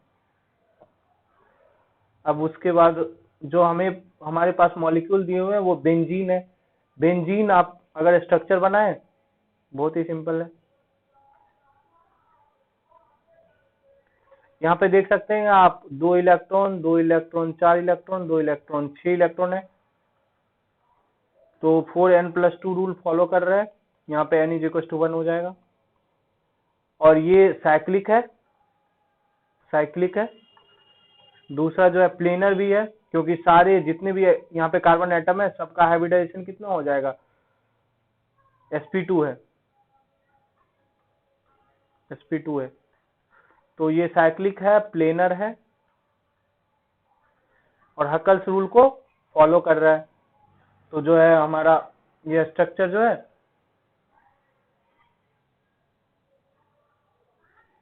एरोमेटिक हो जाएगा। सेकंड स्ट्रक्चर जो उन्होंने बोला था वो साइक्लो, सेकंड स्ट्रक्चर देखते हैं क्या है, कैटायन है, साइक्लोपेंटाडाइनाइल कैटायन है। तो इसमें आप नंबर ऑफ, ये एरोमेटिक है ये भी कि नहीं है ये पता करना है हमें। तो सबसे पहले ये साइक्लिक है, ये पता चल गया, ये प्लेनर भी है, ये भी पता चल गया। इसमें डीलोकलाइज्ड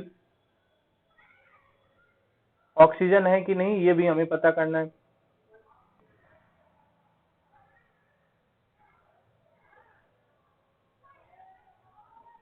डीलोकलाइज्ड ऑक्सीजन है, यहाँ से देख सकते हैं। लेकिन number of pi bond, pi electrons की बात करें तो इसमें 4 ही पाई इलेक्ट्रॉन्स है। तो ये जो है हमारा क्या हो जाएगा, not a aromatic, not an aromatic.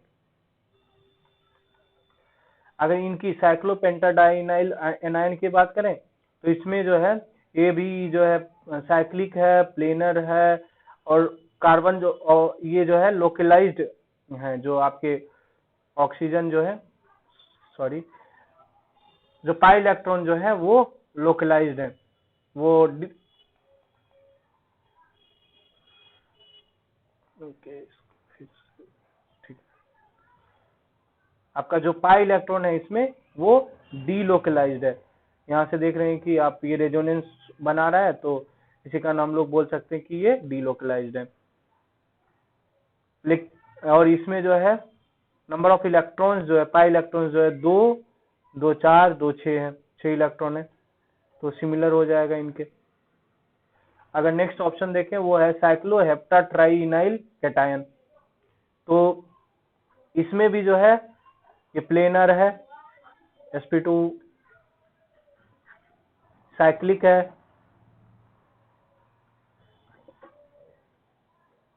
और ये भी डीलोकलाइज्ड इलेक्ट्रॉन है इसमें भी, तो आप बोल सकते हैं कि ये जो है एरोमेटिक है। और एक हकल्स रूल भी फॉलो कर रहा है, क्योंकि 6 इलेक्ट्रॉन है इसमें भी, 6 पाई इलेक्ट्रॉन है, 6 पाई इलेक्ट्रॉन है, तो ये एरोमेटिक हो गया। ये भी एरोमेटिक है, ये वाला एरोमेटिक नहीं होगा, तो हमारा जो करेक्ट ऑप्शन होगा ये वाला एरोमेटिक नहीं है, तो जो करेक्ट ऑप्शन होगा वो बी हो जाएगा। तो हम लोग क्वेश्चन नंबर 20 को मूव करते हैं। क्वेश्चन नंबर 20 में पूछा गया है कि relationship between the compound 1 and 2 जो है वो क्या है। ये आपके पास कंपाउंड दिया हुआ है हमारे पास, और ये बताना है कि इन दोनों में रिलेशन क्या है। ये 4 ऑप्शन दिए हुए हैं, एनांशियोमर, डायस्टेरियोमर्स, मेसो कंपाउंड्स और आइडेंटिकल। हम लोग देखते हैं कि ये एनांशियोमर्स, डायस्टेरियोमर्स और मेसो कंपाउंड्स क्या होते हैं, उसके बाद क्वेश्चन पे आते हैं। सबसे पहले आइसोमर्स जो होता है, आपको पता है वो या तो स्ट्रक्चरल हो सकता है या ज्योमेट्रिकल हो सकता है। ज्योमेट्रिकल को स्टेरियो आइसोमर्स भी बोलते हैं और स्ट्रक्चरल को कॉन्स्टिट्यूशनल भी बोलते हैं। इसमें सेम फॉर्मूला होता है और स्ट्रक्चर जो है डिफरेंट होता है, तो इसको हम लोग स्ट्रक्चरल आइसोमर बोलते हैं। और ये स्टेरियो आइसोमर्स जो है ये 2 तरह के होते हैं, डायस्टेरियोमर्स और एनांशियोमर्स। डायस्टेरियोमर्स जो होता है फॉर्मूला तो सेम होता है, लेकिन इसमें ज्योमेट्री जो है, केमिकल प्रॉपर्टी, फिजिकल प्रॉपर्टी और बायोलॉजिकल प्रॉपर्टी वो डिफरेंट डिफरेंट होती है।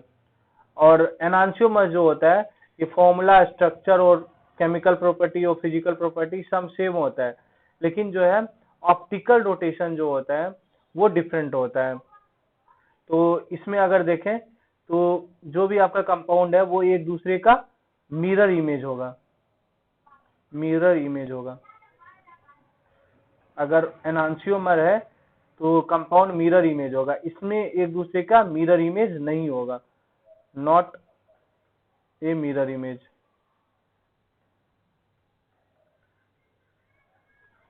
आप यहाँ देख भी सकते हैं, यहाँ HOH है, लेकिन यहाँ भी HOH है, यहाँ पे HOH है, यहाँ OHH है। ये वाला जो है एक दूसरे का मिरर इमेज है, लेकिन ये दोनों एक दूसरे का मिरर इमेज नहीं है। तो यहाँ पे अगर आप देखें तो जो है यहाँ H है और इस साइड हो गया, लेफ्ट हैंड साइड वाला राइट हैंड साइड हो गया, तो ये जो है एक दूसरे का मिरर इमेज है। मिरर इमेज होगा तो एनांशियोमर होगा, मिरर इमेज नहीं होगा तो डायस्टेरियोमर्स होगा। और तीसरा जो है वो मेसो कंपाउंड। मेसो कंपाउंड क्या होता है, ये ए कायरल होता है। ए कायरल का मतलब कंपाउंड जो है 4 डिफरेंट चीजों से जुड़ा हुआ रहता है, 4 डिफरेंट कंपाउंड से जुड़ा हुआ होता है, लेकिन ऑप्टिकली एक्टिव नहीं होता है, क्योंकि जो है इसमें प्लेन ऑफ सिमेट्री होता है। यहाँ आप देख सकते हैं कि यहाँ प्लेन ऑफ सिमेट्री है, CH3HBr है, यहाँ भी CH3BrH है, तो प्लेन ऑफ सिमेट्री होने के कारण ये वाला जो है ऑप्टिकली एक्टिव नहीं है, तो ये वाला मेसो कंपाउंड हो जाएगा। तो अब हम लोग अगर ऑप्शन पे जाएं तो यहाँ से देख सकते हैं एनांशियोमर का मतलब होता है कि मिरर इमेज होना चाहिए, मिरर इमेज। अगर यहाँ आप देखें तो HOH है, HOH, HCl है, यहाँ H है, H है, यहाँ पे क्या है H, ये OH इस साइड चले गया तो OH आ गया, लेकिन यहाँ पे H है, यहाँ पर भी H है, तो ये वाला मिरर इमेज एक दूसरे का नहीं होगा, तो ये वाला ऑप्शन हमारा गलत हो गया। और डायस्टेरियोमर्स में देखें तो ये HOH है, यहाँ HCl है, यहाँ OHH है, ये वाला तो चेंज हो रहा है, मिरर इमेज हो रहा है, लेकिन ये वाला मिरर इमेज नहीं हो रहा है। तो ये हम पिछले स्लाइड में देख भी चुके हैं कि जो है ये वाला क्या शो कर रहा है, मिरर इमेज नहीं है। तो मिरर इमेज नहीं है तो जो है नॉट ए मिरर इमेज, तो ये एनांशियोमर्स नहीं है, सॉरी मिरर इमेज है तो जो एनांशियो, मिरर इमेज अगर होता तो एनांशियोमर होता, या मिरर इमेज नहीं है तो एनांशियोमर नहीं है, लेकिन मिरर इमेज नहीं है तो इसीलिए इसको बोल सकते हैं कि ये डायस्टेरियोमर्स हो सकता है। अब मेसो कंपाउंड्स देखें तो अगर इनका हम लोग यहाँ पे अगर प्लेन ऑफ सिमेट्री देखें तो यहाँ OH है, यहाँ HCl है, तो ये प्लेन ऑफ सिमेट्री भी शो नहीं कर रहा है, तो ये मेसो कंपाउंड नहीं होगा। आइडेंटिकल भी नहीं है एक दूसरे से क्योंकि अपना डायरेक्शन चेंज कर रहा है, तो हमारा जो करेक्ट आंसर होगा वो डायस्टेरियोमर्स होगा।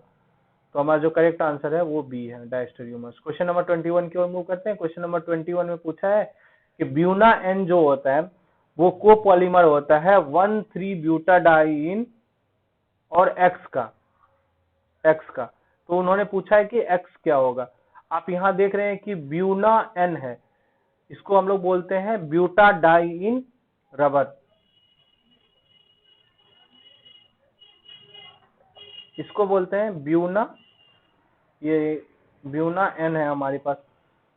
तो हमें पता करना है कि ये एक्स क्या है। तो ब्यूना एन जो होता है 1,3-ब्यूटाडाइइन और एक्राइलोनाइट्राइल से बनता है, तो हमारा जो करेक्ट ऑप्शन हो जाएगा वो ए हो जाएगा, क्योंकि 1,3-ब्यूटाडाइइन उन्होंने बोला है पहला, और दूसरा क्या हो जाएगा एक्राइलोनाइट्राइल, तो यहाँ पे ये ए ऑप्शन में जो है एक्राइलोनाइट्राइल है। तो अगर ब्यूटाडाइइन और एक्राइलोनाइट्राइल एक दूसरे से कोपोलिमराइजेशन करता है तो हमें ब्यूना एन मिलता है। तो इसको हम लोग ध्यान कैसे रख सकते हैं, यहाँ से आप ध्यान रख सकते हैं, यहाँ पे हमारे पास क्या है बीयू है, बीयू से आप ध्यान रख सकते हैं कि ये ब्यूटाडाइइन होता है, एक कंपाउंड ब्यूटाडाइइन होता है। और ये एन से आप ध्यान रख सकते हैं कि जो है ये कोई नाइट्रोजन वाले कंपाउंड से बना हुआ होगा। अगर आप ऑप्शन में देखें तो ओनली 1 नाइट्रोजन वाले कंपाउंड यहाँ पे हैं, तो वही वाला हमारा आंसर हो जाएगा। तो अगर ब्यूना एन की जगह पे अगर ब्यूना एस भी होता ना तो उसको भी हम लोग ध्यान रख सकते हैं।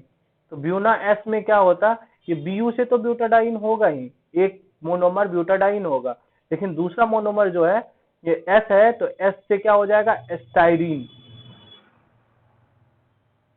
तो हमारा जो है पहला मोनोमर ब्यूटाडाइन होगा, दूसरा मोनोमर एस्टाइरीन होगा, अगर वो ब्यूना एस का पूछ ले तो। और ये ब्यूना एन जो है वो पाइप वगैरह सब बनाने में यूज किया जाता है, आप देख सकते हैं यहाँ पे ट्यूब वगैरह बनाने में यूज करते हैं हम लोग इनका। अगर क्वेश्चन नंबर 21 की ओर मूव करते हैं, क्वेश्चन नंबर 21 में पूछा है कि which of the following compound can form a zwitterion. ये ज्यूटेरियन क्या होता है ये पता होना चाहिए हमें। ज्यूटेरियन जो है कौन सा कंपाउंड बनाता है, बेंजोइक एसिड उन्होंने बोला है, तो और एसिटनलाइड बोला है, एनिलीन है और ग्लाइसिन है। सबसे पहले देखते हैं कि ये ज्यूटराइन क्या होता है। ज्यूटराइन जो होता है कोई भी मॉलिक्यूल है आपका, ठीक है, अगर वो एक साथ निगेटिव वाला भी कैटायन की तरफ भी बिहेव करे और एनायन के साथ भी बिहेव करे एक कंडीशन में, अगर कोई भी मॉलिक्यूल है आपके पास, अगर आपके पास कोई भी कंपाउंड है और वो एक पर्टिकुलर कंडीशन में कैटायन की तरह काम करे और दूसरे कंडीशन में वही कंपाउंड एनायन की तरह काम करे, तो उसे हम लोग ज्यूटराइन बोलते हैं। तो यहाँ पे आप डेफिनेशन में देख सकते हैं कोई भी अगर फंक्शनल ग्रुप है, ठीक है, और एटलीस्ट उसमें 1 पॉजिटिव चार्ज हो और 1 निगेटिव चार्ज हो, और कंपाउंड जो है इंटायरली 0 उस पे चार्ज हो। और इनका एग्जांपल उन्होंने दिया है कि जो है एमिनो एसिड जो होता है वो जो है ज्यूटराइन होता है, क्योंकि ये जो है एमाइन ग्रुप के कारण जो है बेसिक कैरेक्टरिस्टिक शो करता है, that means plus charge show करता है, कैटायन की तरह बिहेव करता है, और कार्बोक्सिलिक एसिड ग्रुप के कारण माइनस चार्ज आ जाता है, तो एसिडिक कंपाउंड की तरह काम करता है। और ये जो है आप यहाँ पे देख भी सकते हैं कि जो यहाँ प्लस चार्ज आने के कारण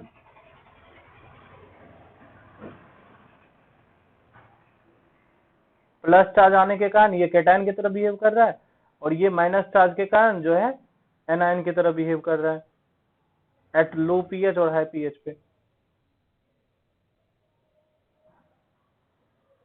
अगर इन पर्टिकुलर कंपाउंड को देखें, बेंजोइक एसिड की बात करें, तो बेंजोइक एसिड ये तो या तो प्लस चार्ज होगा, यहाँ पे माइनस हो जाएगा, सिर्फ एज ए एनायन काम करता है ये, तो ये तो नहीं हो सकता। नेक्स्ट ऑप्शन देखें, तो इसमें अगर आप देखें तो यहाँ पे प्लस चार्ज सिर्फ आ सकता है, तो ये वाला जो है ये भी जो है हमारा एज ए केटायन सिर्फ काम कर सकता है। और नेक्स्ट देखें एमाइन, तो ये भी जो है यहाँ पे सिर्फ प्लस चार्ज आ सकता है, तो ये सिर्फ कैटायन की तरह काम कर सकता है। तो हमारा जो करेक्ट ऑप्शन होगा ऑटोमेटिकली डी ऑप्शन हो जाएगा,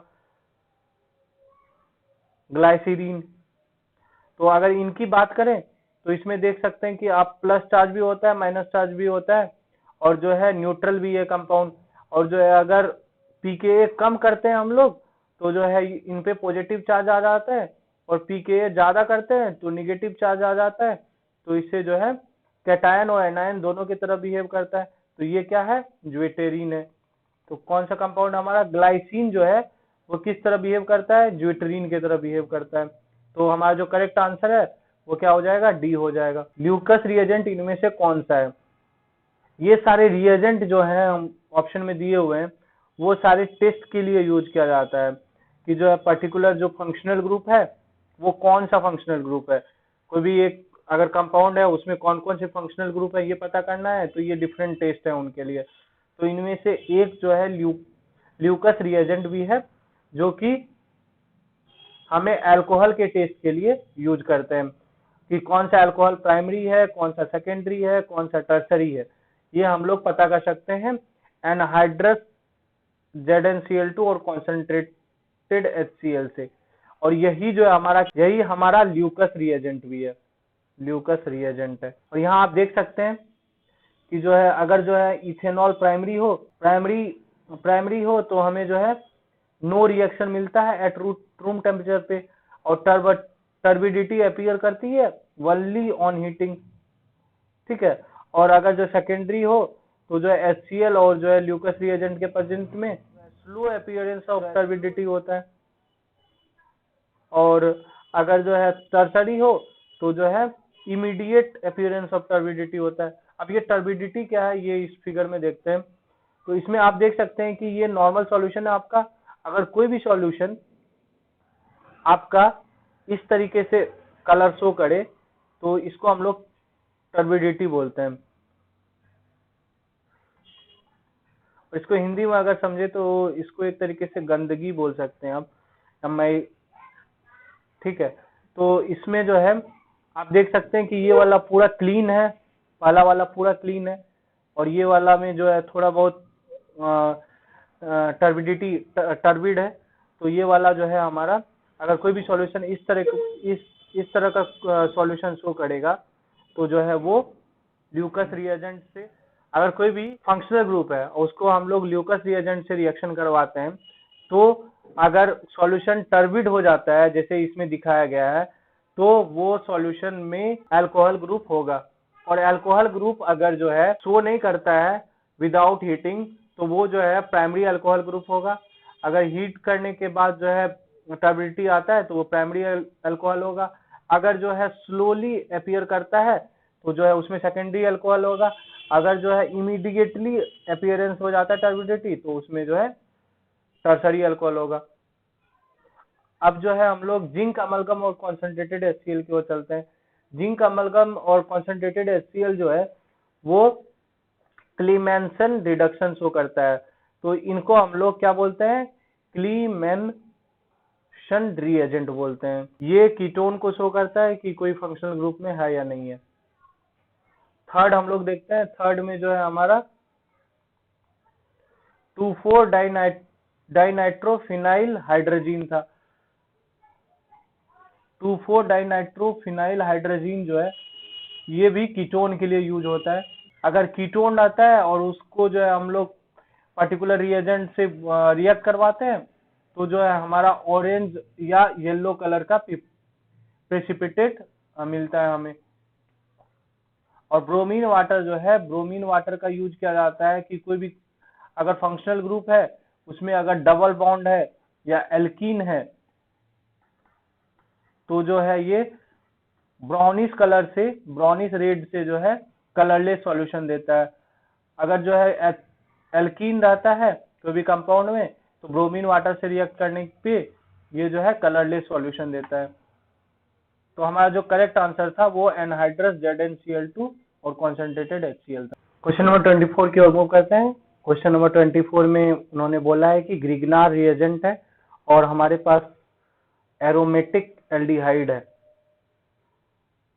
और इनका सब रिएक्शन करवाते हैं, फिर उसके बाद जो है एक्वस से ट्रीटमेंट करवाते हैं, तो हमारा जो प्रोडक्ट क्या होगा। तो पहला रिएक्टेंट जो हमारा वो है एरोमेटिक एल्डिहाइड और दूसरा रिएक्टेंट जो है वो है ग्रिग्नार्ड रिएजेंट। तो हम लोग देखते हैं कि प्राइमरी अल्कोहल बनेगा, सेकेंडरी बनेगा या टर्सरी बनेगा, या कीटोन बनेगा या जो है एस्टर बनेगा। ग्रिग्नार्ड रिएजेंट होता है अगर उनका रिएक्शन हम लोग, अगर एल्डिहाइड का रिएक्शन हम लोग ग्रिग्नार्ड रिएजेंट से करवाते हैं तो सेकेंडरी अल्कोहल मिलता है। कब मिलता है, अगर जो है यहाँ पे H के अलावा तीसरा पोजीशन जो है वहां पे H के अलावा और कुछ हो। यहाँ पे अगर H होगा that means H single bond C double bond O single bond H का रिएक्शन अगर ग्रिग्नार्ड रिएजेंट से कराया जाए तो हमें क्या मिलेगा, प्राइमरी अल्कोहल मिलेगा।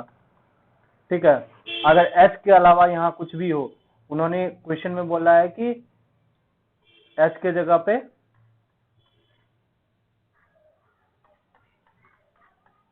एरोमेटिक है, H के जगह पे उन्होंने क्या बोला है, एरोमेटिक है। तो हम देख सकते हैं कि H के जगह एरोमेटिक होगा तो अगर ग्रिग्नार्ड रिएजेंट से करवाएंगे तो यहाँ पे भी एरोमेटिक होगा, यहाँ पे जो तीसरे जगह पे एरोमेटिक हो जाएगा, तो हमारा जो कंपाउंड बनेगा वो जो है सेकेंडरी अल्कोहल होगा। तो जो हमारा करेक्ट आंसर है वो सेकेंडरी अल्कोहल होगा। और ये भी देख लेते हैं कि कीटोन से और एस्टर से रिएक्शन करवाने से क्या होता है। अगर कीटोन से रिएक्शन करवाते हैं और सब्सिक्वेंट H2O से हाइड्रोलिसिस होता है तो जो है हमें टर्सरी अल्कोहल मिलता है, और अगर एस्टर से रिएक्शन करवाते हैं ग्रिग्नार्ड रिएजेंट का तो हमें टर्सरी अल्कोहल मिलता है। तो हम लोग देख सकते हैं कि हमारा जो करेक्ट ऑप्शन होगा वो 2 डिग्री अल्कोहल होगा। क्वेश्चन नंबर 25 की ओर मूव करते हैं। क्वेश्चन नंबर 25 में जो है स्टैंडर्ड इलेक्ट्रोड पोटेंशियल बोला है, पूछा है उन्होंने, 2 हाफ सेल जो है दिया हुआ है और E0 जो है Ni2 प्लस से Ni का दिया हुआ है और E0 जो है Zn2 प्लस से जिंक का दिया हुआ है। तो हमें voltage of cell formed by combining these 2 cell पता करना है। तो ई सेल हमसे पूछा गया है मेनली, ई सेल क्या होगा। ये 4 ऑप्शन हमें दिए हुए हैं। आप यहाँ देख सकते हैं कि जो है यहाँ पे आपके पास ZnSO4 होगा, ये जो है जिंक हो जाएगा आपका।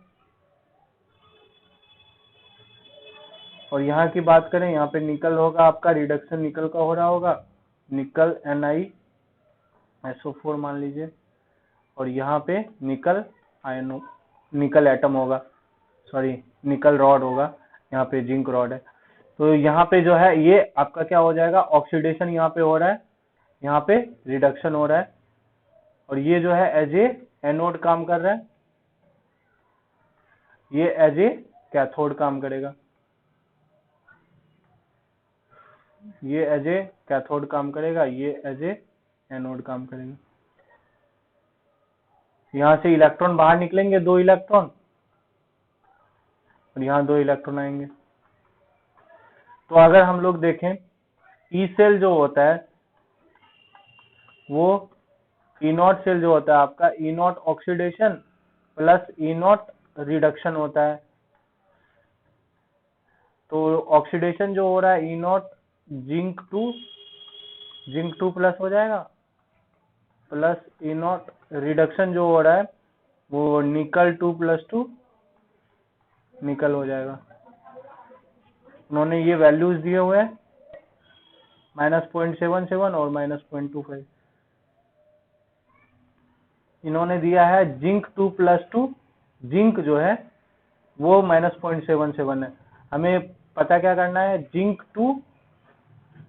Zinc 2 plus. इसके लिए हमें रिएक्शन को रिवर्स करना पड़ेगा। रिएक्शन अगर रिवर्स करेंगे तो साइन जो है निगेटिव से पॉजिटिव हो जाएगा। ये हमारा कितना हो जाएगा 0.77। अगर इनकी बात करें तो इसमें हमें निकल 2 प्लस से निकल ही पता करना है, तो वो -0.25 हो जाएगा। तो यहाँ पे हमारा 0.77 हो जाएगा, प्लस जो है माइनस में 0.22 हो जाएगा। 22 ही है, 25 है, 25 हो जाएगा। तो अगर इनको हम सब्सट्रैक्ट करें तो 752 0.52 हमारा आंसर हो जाएगा, जो कि करेक्ट आंसर है।